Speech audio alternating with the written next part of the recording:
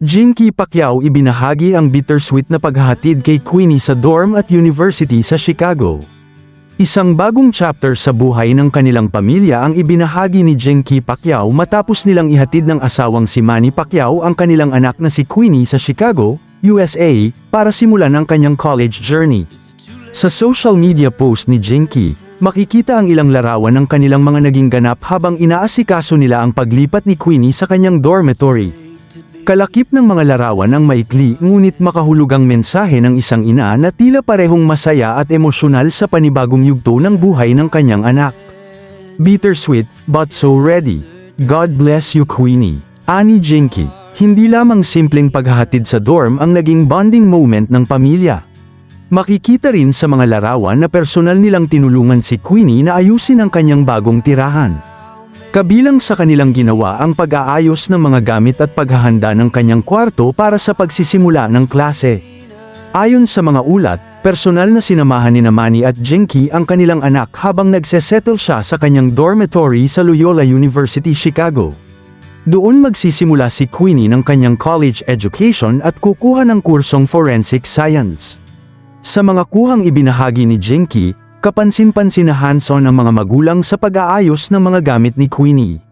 Sa halip na ipaubaya na lamang sa iba ang paghahanda, makikita silang kasama mismo sa proseso, mula sa pagdadala ng mga gamit hanggang sa pag-aayos ng mga personal na bagay sa kwarto. Para sa isang magulang, hindi lamang ito tungkol sa isang bagong dormitory o bagong university. Ito ang sandaling unti-unting hinahayaan ng isang anak na lumawak ang mundo, magkaroon ng sariling karanasan at matutong harapin ang buhay sa labas ng kanilang tahanan. At tila yun mismo ang gustong ipahiwatig ni Jinky sa kanyang mensahe. Bittersweet, masakit dahil malayo na sa kanila ang anak, ngunit masaya dahil alam niyang handa na si Queenie para sa kanyang bagong adventure. Sa pagtatapos ng kanyang mensahe, isang simpleng panalangin naman ang iniwan ni Jinky para sa kanyang anak. God bless you Queenie. Isang paalala na kahit gaano pa kalayo ang marating ng isang anak, mananatiling kasama niya ang pagmamahal, suporta at panalangin ng kanyang pamilya.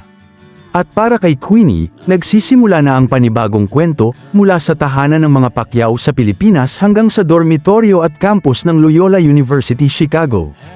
Isang bagong lungsod, isang bagong paaralan, isang bagong yugto. At higit sa lahat, isang bagong pagkakataon para kay Queenie na bumuo ng sarili niyang kwento. Pero bago tuluyang iwan si Queenie para sa kanyang bagong buhay bilang college student, nagkaroon din ng pamilya ng pagkakataong mamasyal at gumawa ng mga alaala sa Chicago. Makikita sa isa sa mga larawan ang mag-iina na nagpunta sa Cloud Gate, ang sikat na bean sculpture sa Millennium Park. Nagkaroon sila ng pagkakataong mag-picture at mag-enjoy sa isa sa mga kilalang pasyalan ng Chicago. Mayroon ding larawan na nagpapakita ng bonding habang namimili at naghahanda ng mga kailangan para sa bagong buhay ni Queenie bilang estudyante.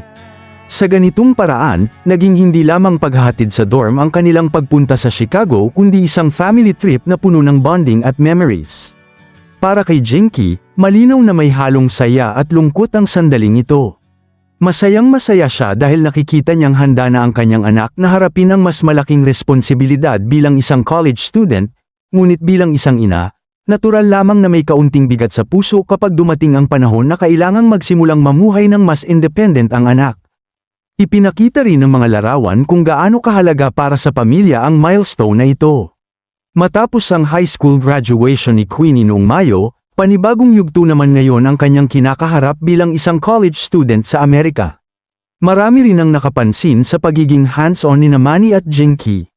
Sa kabila ng kanilang abalang buhay, personal nilang sinamahan ang kanilang anak at tumulong sa paghahanda ng kanyang bagong tahanan.